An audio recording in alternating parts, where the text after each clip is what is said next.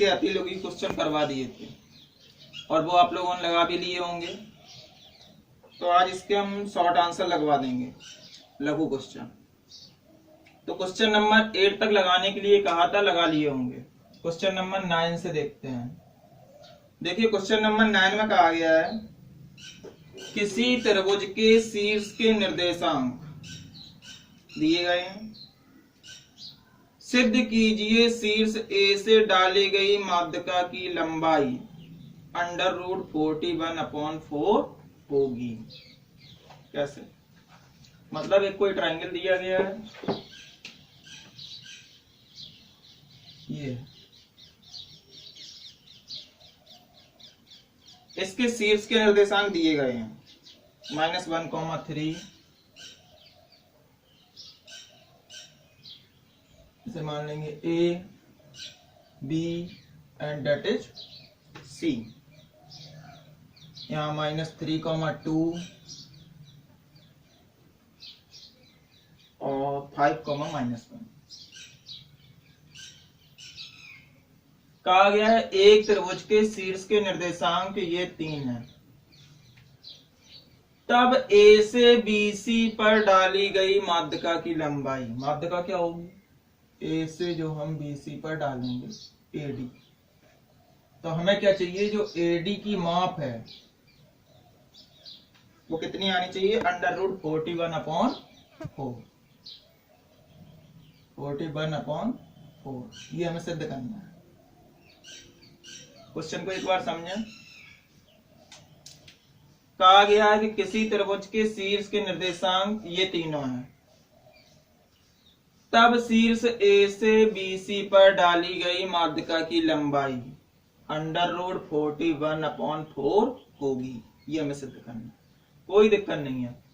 अच्छा, माध्यिका क्या होती है? कि सामने वाली भुजा के मध्य बिंदु को, ए से अगर हम डाल रहे हैं तो ए के सामने वाली भुजा BC, BC के मध्य बिंदु को मिलाने वाली रेखा। तो पहला काम हमारा क्या होगा कि इसके अगर हम निर्देशांक निकाल लें D के, तो हम फिर निकालेंगे इन दोनों के बीच की दूरी। तो वो क्या आ जाएगी? जब इन दोनों के बीच की दूरी निकालेंगे वो आ जाएगी AD की लंबाई। तो पहला काम क्या है कि इन दोनों का मध्य बिंदु निकालना। ये मध्य बिंदु होना चाहिए क्योंकि AD माध्यिका है, और मध्य बिंदु निकालना हम आसानी से जानते हैं, कल हमने बताया था। मध्य बिंदु D बराबर क्या हो जाएगा?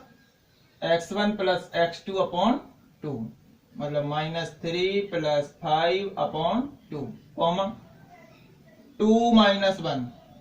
- 1/2, ये हो जाएगा मध्य बिंदु। अब इसे सही से सॉल्व कर लेना, तो ये आ जाएगा 2/2, यहाँ आ जाएगा 1/2। तो कह सकते हैं 1,1/2। तो इसके जो निर्देशांक आ गए वो कितने आ गए? 1,1/2। अब वो क्या पूछ रहा है कि AD की लंबाई निकालने के लिए इन दोनों के बीच की दूरी। तो ये तुम बहुत पहले से जानते हो। A कितना है? -1,3, और B कितना है? 1,1/2। x1 y1 that is x2 y2। इनके बीच की दूरी का फॉर्मूला तुम लोगों को पता है, डिस्टेंस हो जाएगी इनके बीच की क्या? AB √ क्या होता था? x1 - x2 का होल स्क्वायर, x1 - x2 का whole square plus y1 - y2 का होल स्क्वायर। ये आप लगा देंगे, इसे हल कर देंगे, आ जाएगा √41/4। कैलकुलेशन आसानी से करनी आती होगी तुम लोगों को। तो पहला काम क्या है? इन दोनों का मध्य बिंदु निकालना, फिर इन दोनों के बीच की दूरी। जो बीच की दूरी आएगी वो इतनी आ जाएगी, तो तुम कहोगे वो सिद्ध हो जाएगा। ठीक है, कोई दिक्कत? इसे आगे आसानी से आप लोग कर सकते हैं, तो कर देना। नेक्स्ट क्वेश्चन देखते हैं। अगले क्वेश्चन में कहा गया है एक चतुर्भुज के शीर्ष के निर्देशांक दिए गए हैं। देखिए क्वेश्चन आज के टॉपिक के बड़े हैं सिंपल लेकिन बड़े हैं, तो हम पूरे सॉल्व नहीं कराएंगे, बकाया आप खुद से करेंगे, हम केवल हिंट कर देंगे आप लोगों को। एक चतुर्भुज के शीर्ष के निर्देशांक दिए गए हैं। एक कोई चतुर्भुज है, उसके शीर्ष के निर्देशांक दिए गए हैं हम लोग। तो मान लेते हैं ये है कोई चतुर्भुज, ये मान लिया। इसके शीर्ष के निर्देशांक हैं 3, -2, सेकंड है -3, 4, 1, 8 एंड 7, 4। ये होगा A, that is B, this C and this D। तो कहा गया है एक चतुर्भुज के शीर्ष के निर्देशांक निम्न प्रकार हैं। सिद्ध कीजिए कि चतुर्भुज की भुजाओं के मध्य बिंदु, मतलब जो इसकी भुजाएं हैं AB, BC, CD और D के मध्य बिंदु को मिलाने वाली रेखाएं एक समांतर चतुर्भुज बनाती हैं। मतलब कहा गया इनके मध्य बिंदु, एक हमने ये मान लिया मध्य बिंदु, दूसरा ये हो गया, तीसरा ये हो गया और चौथा। तो कहा गया इनके मध्य बिंदु को मिलाने वाली रेखाओं, तो इनके मध्य बिंदु क्या हो जाएंगे, हमने मान लिया यहाँ पे P, Q, that is R और that is S। तब कहा गया है कि P, Q, R, S ये क्या है, मध्य बिंदु है इनके, को मिलाने वाली रेखाएं। मतलब इन्हें अगर हम मिला लें तो ये PQ हो जाएगी, ये QR हो जाएगी, ये SR हो जाएगी और ये। तो इनसे जो चतुर्भुज बन गया PQRS वो क्या है, एक समांतर चतुर्भुज है। तो हमें सिद्ध क्या करना है, यहाँ पे हम क्या लिख देंगे, प्रूफ दैट में लिख देंगे PQRS एक समांतर चतुर्भुज है। तो हमें क्या सिद्ध करना है कि PQRS एक समांतर चतुर्भुज है। क्वेश्चन को ध्यान से सुना फिर से। एक कहा गया है चतुर्भुज ABCD, इसके शीर्ष के निर्देशांक हमें ये दिए गए 3, -2, -3, 4, 1, 8, 7, 4। फिर कहा गया इनके मध्य बिंदु, मतलब AB का मध्य बिंदु P, BC का मध्य बिंदु Q, CD का मध्य बिंदु R और AD का मध्य बिंदु S को मिलाने वाली रेखाओं, इनको मिलाने वाली रेखाएं जो होगी चारों से बना चतुर्भुज, इनसे कुछ चतुर्भुज बन रहा PQRS एक समांतर चतुर्भुज होगा। अच्छा, तो हमें सिद्ध करना है PQRS एक समांतर चतुर्भुज है। अच्छा, मैंने पहली एक्सरसाइज में आप लोगों को कंडीशंस बताई थी कि PQRS समांतर चतुर्भुज कब होगा, जब चारों भुजाएं बराबर हों। इसके लिए कंडीशन क्या होती थी, कंडीशन क्या होती थी कि PQ बराबर, ये आमने सामने की भुजाएं कैसी हो जाए, बराबर, PQ बराबर SR, यहाँ और लगा के लिख देंगे, समांतर चतुर्भुज है तो उसके लिए PQ बराबर हमें क्या चाहिए, SR और PS बराबर QR। नहीं है, बस आमने सामने की भुजाएं बराबर होनी चाहिए समांतर चतुर्भुज के लिए, और उसके विकर्ण कैसे हो, बराबर ना हो। विकर्ण मतलब ये वाला, and PR does not is equal to SQ।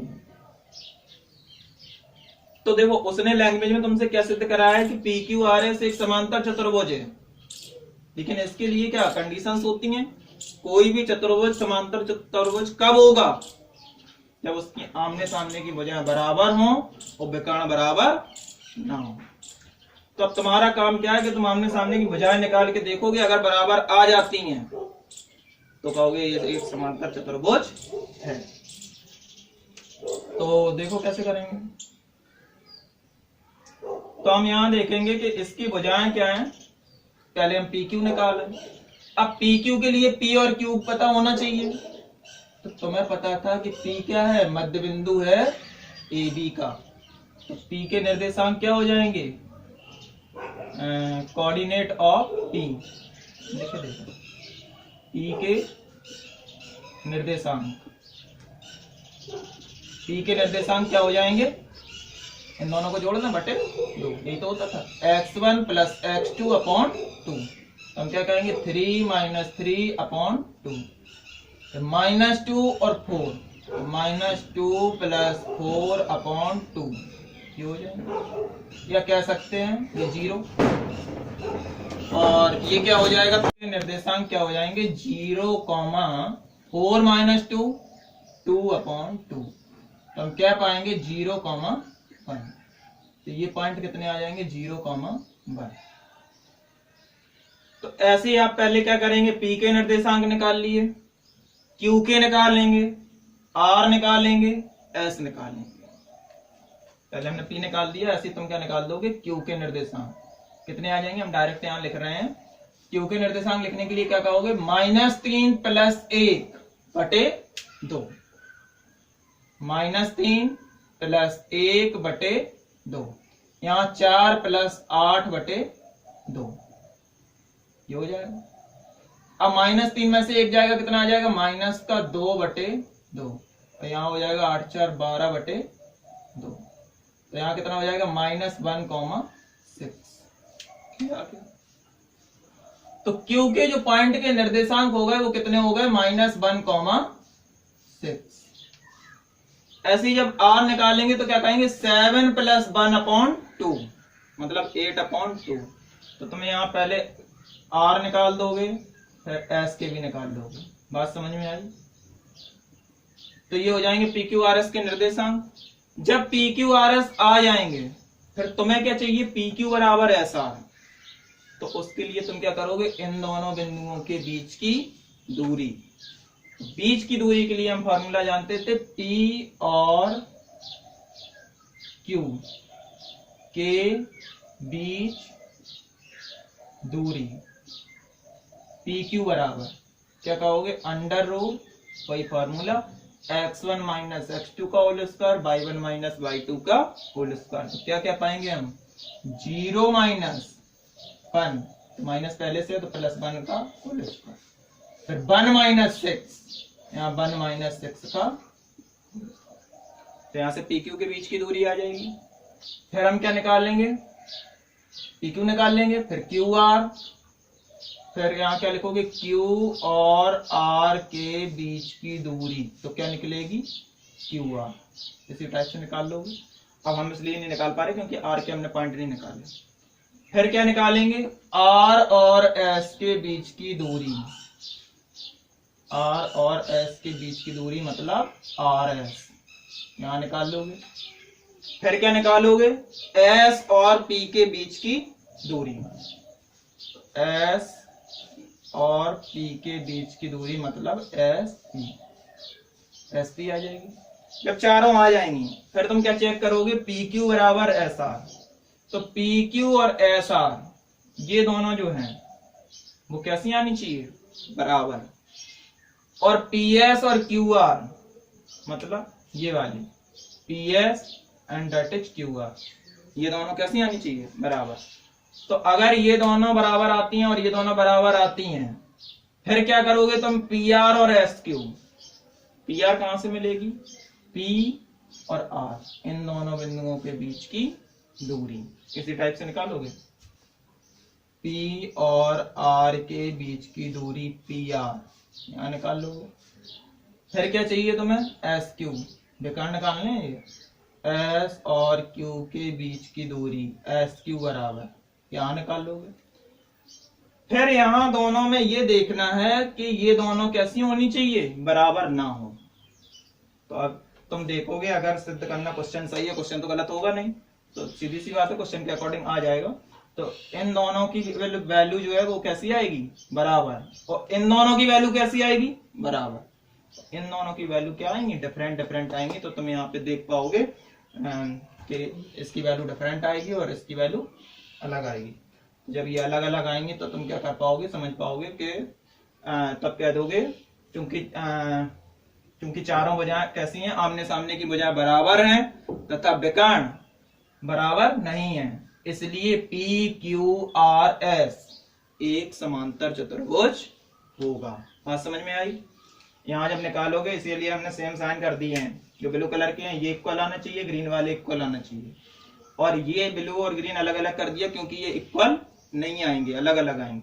तो यहाँ से देख पाओगे तुम क्या कहोगे, क्योंकि आमने सामने की भुजाएं बराबर हैं और विकर्ण बराबर नहीं है, इसलिए पी क्यू आर एस एक समांतर चतुर्भुज होगा। बात समझ में आई?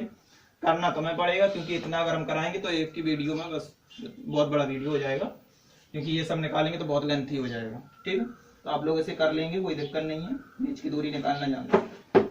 नेक्स्ट क्वेश्चन देखते हैं। नेक्स्ट क्वेश्चन में कहा गया है एक त्रिभुज एबीसी के शीर्ष के निर्देशांक दिए गए हैं, सिद्ध कीजिए त्रिभुज के केंद्रक के निर्देशांक कितने हैं। तो केंद्रक के निर्देशांक आप लोग आसानी से निकालना जानते हो और निकाल पाएंगे, कोई दिक्कत नहीं है। क्या होते थे? x1 plus x2 plus x3 upon 3, y1 plus y2 plus y3 upon 3। तो नेक्स्ट क्वेश्चन आप लोग आसानी से कर पाएंगे, कोई दिक्कत नहीं है। क्वेश्चन नंबर 12, एक बिंदु P किसी रेखाखंड AB को 3:2 के अनुपात में बाह्य विभाजित करता है। एक बिंदु है कोई P, कोई रेखाखंड है AB, ये हो जाएगी। इसको पॉइंट P, कोई एक्स्ट्रा पॉइंट है P, ये है,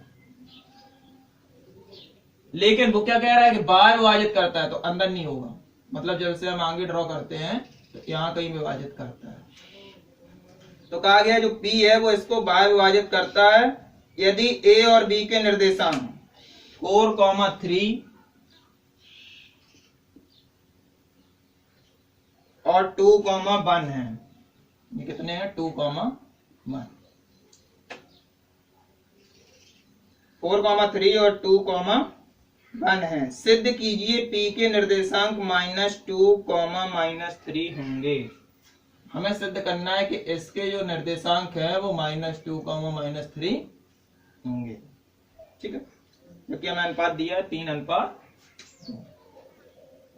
3:2 में करता है, तो हम कहेंगे 3:2। फिर से क्वेश्चन को एक बार ध्यान से समझना। कहा गया है एक कोई रेखाखंड AB है जिसको पॉइंट P 3:2 में डिवाइड करता है, तथा तो सिद्ध कीजिए P के निर्देशांक कितने होंगे। फिर से बात को समझे कि एक रेखाखंड AB है जिसके पॉइंट के निर्देशांक दोनों दिए गए हैं, अनुपात भी आपको दिया गया है, तो सिद्ध कीजिए P के निर्देशांक कितने होंगे। क्वेश्चन को घुमा दिया है, लैंग्वेज वही है। फिर से बात को समझें, क्वेश्चन में केवल वही कहा गया है कि अगर दो बिंदुओं के निर्देशांक कितने हैं, इनको विभाजित करता है 3:2 में, तो बाह्य विभाजन बिंदु के निर्देशांक निकालिए। बात तो वही हुई ना कि बाह्य विभाजन निकालेंगे इतने आना चाहिए, तो हम क्या निकालेंगे? बाह्य विभाजन बिंदु के निर्देशांक। बाह्य विभाजन बिंदु के निर्देशांक जो कि P के निर्देशांक होंगे इज इक्वल टू, क्या कहते थे हम? फॉर्मूला क्या होता था? mx2, यही तो होता था, ये यहां होता था। तो हम क्या कहेंगे? 3:2 मतलब 6, डायरेक्ट नहीं करना, लिखे दे रहा है पहले। 3:2 माइनस, बाहर है तो माइनस लगेगा, 2:4 अपॉन m माइनस n मतलब 3 - 2। फिर से बात को समझे, ऐसे यहां पे y के लिए कहेंगे तो 3:1, लेकिन बाहर है तो माइनस, और 2:3 अपॉन 3 - 2, यही तो होता है। सॉल्व कर देंगे। 3:2 6, 4:2 8 अपॉन 3 - 2 1। ऐसे ये कितना हो जाएगा? 3 × 2 6 अपॉन 1। अब मैं सॉल्व करते हैं, इससे इसे सब्ट्रैक्ट करेंगे, कितना आ जाएगा? -2 and that is -3, that is answer. बात समझ में आ रही या नहीं आ रही? तो हम क्या कहेंगे कि इन दोनों बिंदुओं को अनुपात दिया गया है, कहा गया है इसके बाह्य विभाजन बिंदु के निर्देशांक सिद्ध कीजिए, इतने होंगे। सिद्ध क्या कीजिए, निकालना है, तो हम इसके निर्देशांक निकालेंगे और इतने हमारे आने चाहिए। तो इसके निर्देशांक हमारे क्या हो जाएंगे, हम निकाल लेंगे बाह्य विभाजन बिंदु के निर्देशांक -2, -3 आ जाएंगे। नेक्स्ट क्वेश्चन देखते हैं। किसी वृत्त के व्यास के एक सिरे के निर्देशांक 3,5 हैं। एक कोई वृत्त दिया गया है, ये है कोई वृत्त, इसके एक सिरे के निर्देशांक ये वाले दिए गए हैं। एक सिरे के निर्देशांक 3,5 हैं, ये 3,5 है, तथा केंद्रक के निर्देशांक 6,6 हैं, ये 6,6 है। तो व्यास के दूसरे सिरे के निर्देशांक ज्ञात कीजिए। अच्छा, यहां में से ज्वाइंट करेंगे, ये वाले निर्देशांक हमें क्या है चाहिए। फिर से बात को समझें। कहा गया है व्यास के एक सिरे के निर्देशांक 3,5, केंद्र के निर्देशांक 6,6, दूसरा सिरा चाहिए। अच्छा, तुम जानते हो अगर ये व्यास है तो जो केंद्र होगा, केंद्र से ये वाली दूरी और ये वाली दूरी बराबर होगी, और जब ये दूरियां बराबर हैं तो ये क्या होगा, इसका मध्य बिंदु। तो मध्य बिंदु के निर्देशांक निकाल लेंगे। इस पॉइंट को हम थोड़ी देर के लिए क्या मानते थे, x2 y2, ये x1 y1 होता था, ये तो होता था x1 y1 और ये xy। अब मध्य बिंदु के निर्देशांक का फॉर्मूला क्या होता था, x = x1 + x2 upon 2। x की वैल्यू 6, x1 की वैल्यू 3, x2 पता नहीं है, अपॉन 2। इसके अपॉन 1 = क्रॉस मल्टीप्लाई करा देंगे। जब कराएंगे तो 2 का 6 में कराओगे, 2 × 6 12 = 1 का यहां करा देंगे 3 + x2, 3 को इस साइड जाके माइनस कर देंगे, तो x2 = 12 - 3 = 9। तो x2 की वैल्यू कितनी आ गई, 9। नहीं आ रही बात समझ। ऐसे ही हम जब बात करेंगे किसके लिए, y के लिए, तो यहाँ पे आइडेंटिटी क्या लग जाएगी, y = y1 + y2 upon 2। y की वैल्यू 6, y1 की वैल्यू 5, y2 की वैल्यू अपॉन 2। सॉल्व करेंगे, जैसे यहाँ x2 आ गया ऐसे यहाँ पे y2 आ जाएगा। जब x2 y2 आ जाएंगे यहाँ पुट कर देंगे तो इस पॉइंट के कोऑर्डिनेट आ जाएंगे। नहीं है समझ में। क्वेश्चन में कहा गया था किसी वृत्त पर स्थित बिंदु के निर्देशांक 3,5 हैं, मान लिया हमने ये, तथा केंद्र के निर्देशांक 6,6 हैं। तो व्यास के दूसरे सिरे के, अब अगर हमें इसे व्यास बनाना है तो ये लाइन केंद्र से होके जाएगी, तो दूसरे सिरे के निर्देशांक, इसके निर्देशांक हमें चाहिए हैं। तो हम जानते हैं कि अगर ये केंद्र है तो यहां से ये दूरी और ये दूरी बराबर होगी, मतलब ये क्या होगा, इन दोनों का मध्य बिंदु होगा। और अगर ये मध्य बिंदु है तो फॉर्मूला हम कौन सा लगा लेंगे, अब जानते हैं कि पहला पॉइंट x1 y1 होता है, दूसरा x2 y2 होता है, बीच का xy। तो ये x1 y1 के मान, ये xy के मान, और डेट इज x2 y2। यहाँ मध्य बिंदु का फॉर्मूला लगा देंगे, x2 आ जाएगा, y2 आ जाएगा, दोनों यहाँ पुट कर देंगे तो पॉइंट आ जाएंगे। ठीक है, नेक्स्ट क्वेश्चन देखते हैं। नेक्स्ट क्वेश्चन में कहा गया है किसी समांतर चतुर्भुज के 3 शीर्ष दिए गए हैं, चौथे शीर्ष के निर्देशांक ज्ञात कीजिए। नहीं समझे। एक कोई समांतर चतुर्भुज है, वेरी इजी क्वेश्चन है। ये कोई समांतर चतुर्भुज है, इसके 3 क्रमागत क्रम से पॉइंट दिए गए हैं। ये कितना है, -1, 0, 3, 1 एंड 2, 2। देखो फिर से सुनो क्वेश्चन को। किसी समांतर चतुर्भुज के 3 क्रमागत शीर्षों के निर्देशांक इस प्रकार हैं, तो सिद्ध कीजिए चौथे शीर्ष के निर्देशांक -2, 1 होंगे। तो वो कह रहा है कि कितने होंगे, -2, 1। तो सिद्ध करना ही है हमें। देखो क्वेश्चन दो तरीके से कहा जा सकता है। एक तो कहा गया कि समांतर चतुर्भुज के 3 शीर्ष ये हैं, चौथा शीर्ष ज्ञात कीजिए। तो तुम ज्ञात कर लोगे तो कितना आना चाहिए? इतना ही आना चाहिए। अब अगर वो ज्ञात करने के लिए नहीं कह रहा है तो वो क्या कह रहा है दूसरी लैंग्वेज में कि यदि एक समांतर चतुर्भुज के शीर्ष के निर्देशांक इतने, इतने और इतने, तो सिद्ध कीजिए चौथा शीर्ष कितना होगा? इतना होगा। तो तुम चौथा शीर्ष निकालोगे, इतना आ जाए तो समझो इतना ही होगा, नहीं आई बस में। तो हम क्या करेंगे, यहां से चौथा शीर्ष निकालेंगे, वो कितना आना चाहिए हमारा? -2,1। तो क्वेश्चन को ध्यान से समझे, सिंपल क्वेश्चन है, कुछ नहीं है उसमें। चलिए देखते हैं सॉल्यूशन। अच्छा, समांतर चतुर्भुज के, तुम जानते हो समांतर चतुर्भुज के जो विकर्ण होते हैं वो एक दूसरे को मध्य बिंदु पे काटते हैं। तो हम इसे मिलाएंगे, ये हमने बना लिए इसके डायगोनल। मान लिया ये यहाँ का किस पॉइंट पे? O पॉइंट पे काटते हैं। तो अगर ये मध्य बिंदु पे काटते हैं तो हम इन दोनों का मध्य बिंदु निकाल लेंगे, O के निर्देशांक। तो O के निर्देशांक, अब O के निर्देशांक होंगे कितने? इन दोनों का मध्य बिंदु। मध्य बिंदु का फार्मूला तुम जानते हो, x1 + x2/2। डायरेक्ट क्या पाएंगे हम? -1 + 2/2 और y1 + y2/2, मतलब 0 + 2/2। तो अब इससे से हटा देंगे तो 1/2 हो जाएगा। ये कितना हो जाएगा? 2/2। तो डेटेज पॉइंट कितने आ जाएंगे? 1/2, इससे से कैंसिल 1, ये आ जाएगा। तो यहां हमें क्या हो गया? इसका मिड पॉइंट मिल गया। अब तुम्हें पता है कि इसके जो डायगोनल होते हैं वो क्या करते हैं? मिड पॉइंट पे इंटरसेक्ट करते हैं।